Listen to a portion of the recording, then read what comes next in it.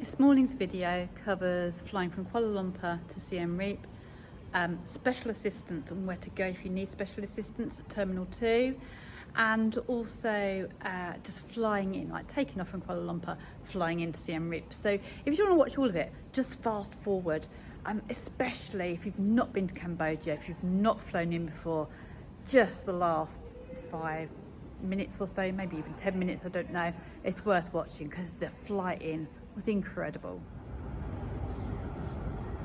Good morning.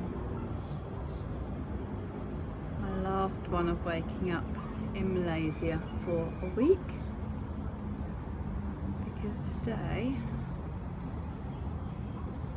I'm off to Cambodia.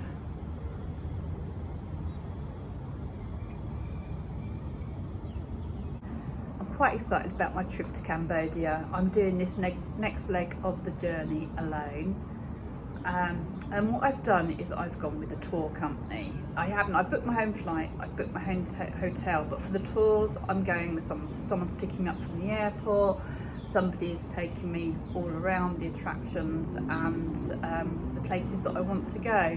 And I don't think it was bad. It was about £550 English pound for all of that, and I've got a full week of activities. I just didn't feel safe doing it on my own. My pain is really ramping up at the moment as well, so when I get stressed I have to think too much. That makes things worse. So this way I can just relax, go wherever they take me. I have had to put a CBD patch on my last CBD patch, and I'm a little bit worried because CBD is illegal in Vietnam and Cambodia. I'm going to Cambodia. I was just reading about Billy Hood, an English guy who was locked up for 25 years, just had his sentence reduced to 10 years, thankfully, in Dubai for having CBD, 4 CBD vials and a vape pen, and he was done with intent to traffic drugs, even though it didn't have any THC in. I don't know, it might have done. Mine don't have any THC in at all, it's just pure CBD. So hopefully that will just help with my pain a little bit at the moment. I've taken some painkillers, and yeah, we'll just see. Hopefully I won't get arrested at the airport for my little patch. If I do, I can just take it off, surely, hopefully.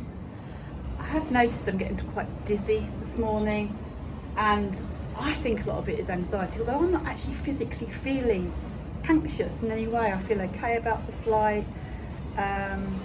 Yeah, before I used to hate flying, but now I'm alright, because like when I used to take off and go, keep going, keep going, keep going. Now I don't care. I was stroking Andy's feather before, and I'm like, well, actually, if anything does happen, Andy's going to be waiting for me with his big smile and his beautiful eyes. So, not that I want to go anywhere anytime soon, you understand, but if it does happen, it doesn't bother me anymore. Anyway, yeah, so to reduce the anxiety and the effort, because I'm in pain and I have got a really busy week ahead, I have booked special assistance. It does cost about, well, it's 30 ringgits each way just for wheelchair assistance, unless you've got a universal disability card, which I don't have, or unless you're quadriplegic or paraplegic, you do have to pay. So it's what, £3, £4 I think each way. And I just thought, I just can't do it. It's so much more than the walk to the gate. It's about standing in the queues for all the passport control. It's standing in the queues for your, to book in, although I have checked in online, and it just takes it out of me. I just can't do it because I haven't got my walker, so I've got nothing to sit on. So I booked special assistance just to relieve the pressure. Don't be proud, just book it. It really does help, and it makes just such an easier journey for yourselves. If you need it, of course. I know this is going to seem a bit random, but just bear with me. So smell is the best sense for our memory. So whenever I come on holiday, I don't usually bring perfume with me, but I usually buy them at duty free to remind me of my holiday. So this is what I've been wearing because I love this one. So this is reminding me of Malaysia. I had bought Flower by Kenzo for Cambodia and for sprinkling Andy's ashes, because that was his favourite perfume on me. I can't find it anywhere. I know it was here before we went away to Ipoh, but I cannot find it. So luckily I bought 3 bottles at Heathrow.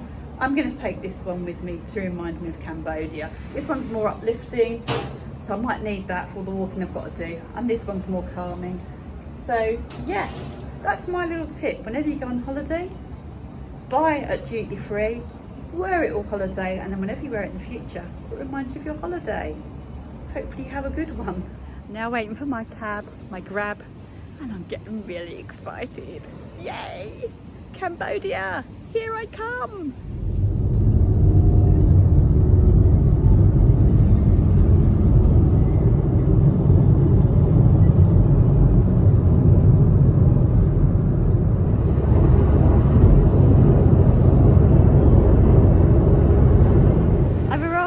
Terminal 2, Kuala Lumpur Airport.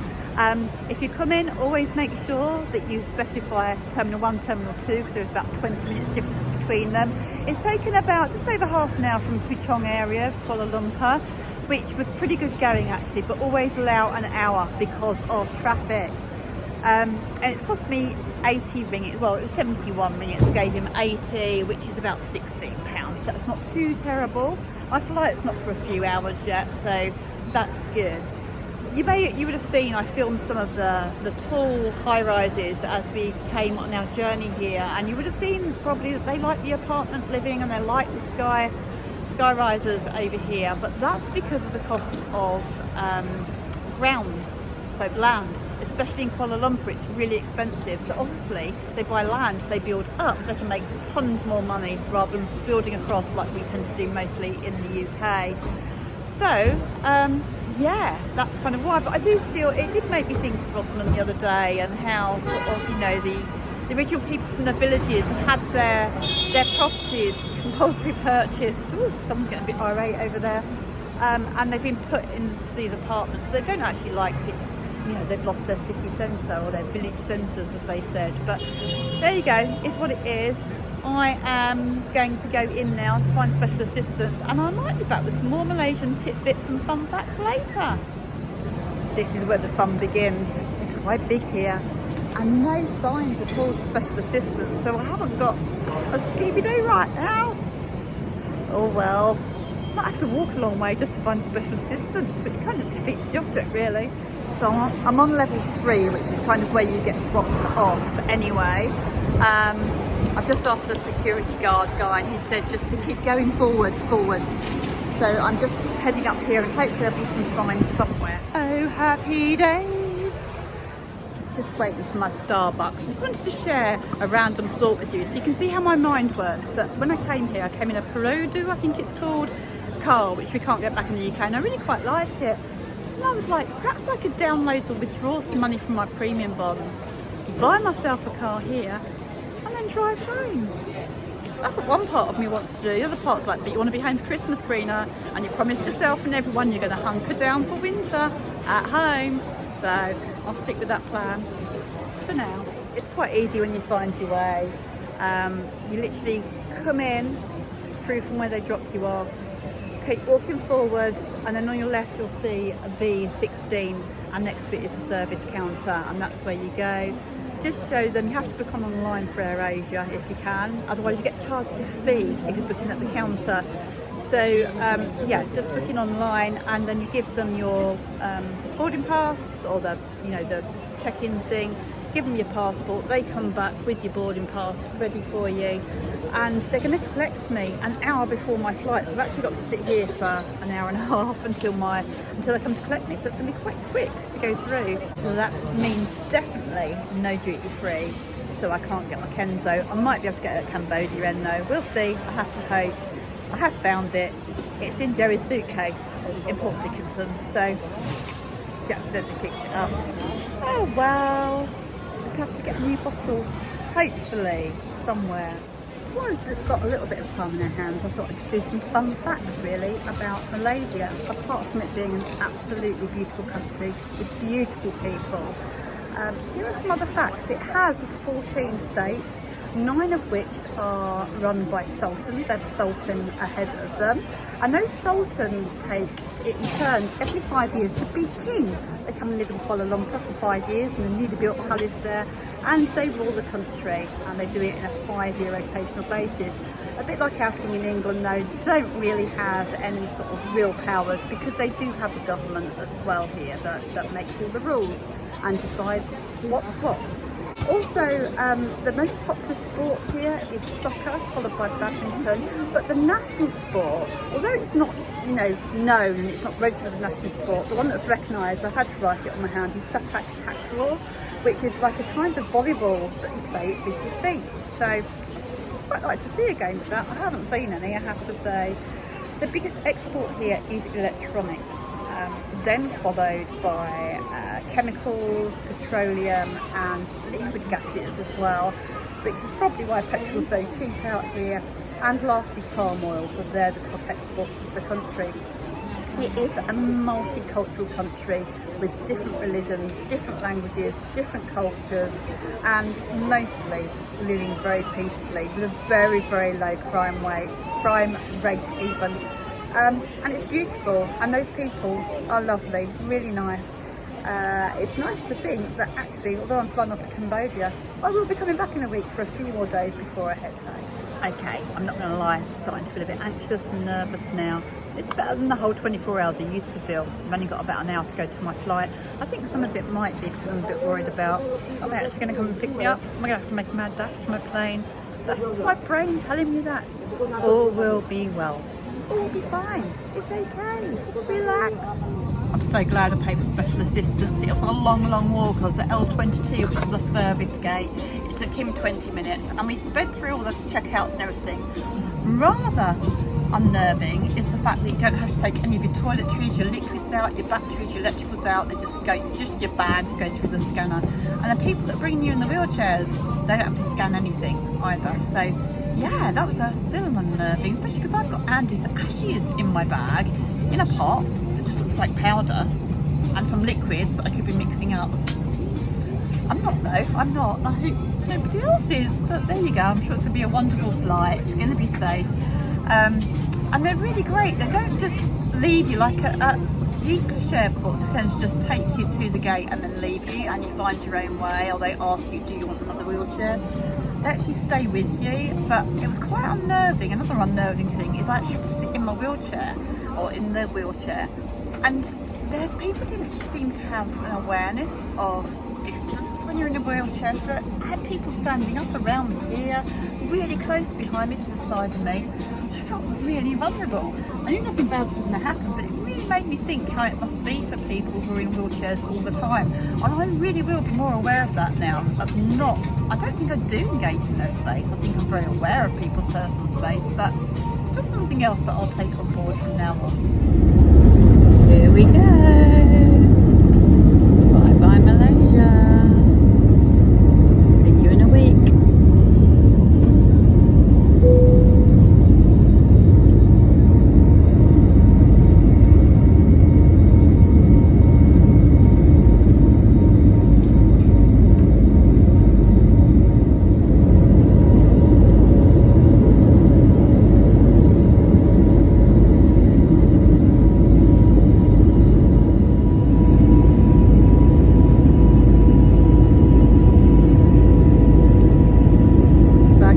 Andy saying, it's fine, I've got you, trust me.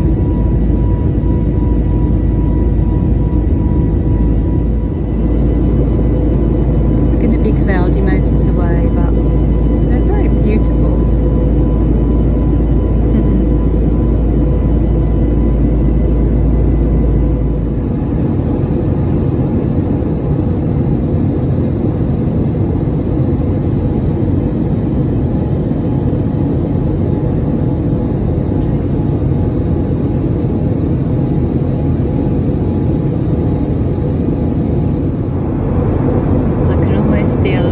Buddha shape over there.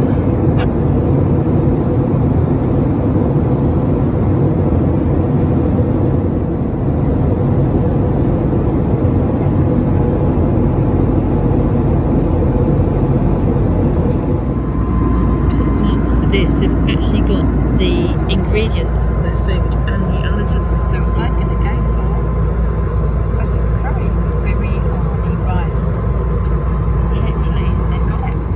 So on top of your visa, which you can get your e-visa online or at the airport, you have to fill out these, which is an immigration form and a customs form. They give them to you on the plane.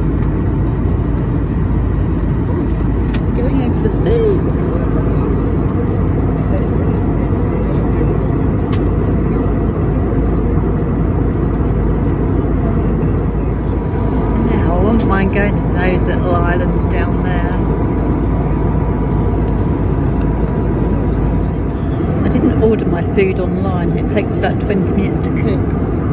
I did order it about 40 minutes ago, and we've got about 30-40 minutes left in this flight, and we've definitely just started our descent. So I might be eating during landing. Yeah, they've definitely forgotten. I just reminded her. I now have it. It's piping hot. My ears are popping because they're descending and slowing down. So definitely book beforehand, and if you want gluten-free, vegetarian, then go for the veggie curry.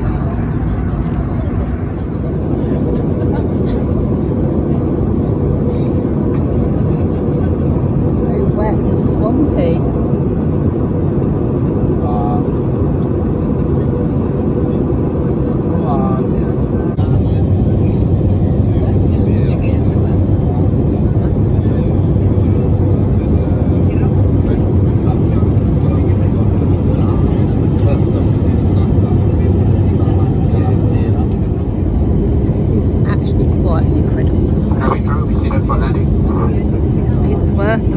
Just for this view. You can see in the little river inlets and that, all the houses and boats. I'm not sure. It flew over some, but I couldn't get it on film. I don't know if I can zoom in enough for that, but it's something I've never experienced before.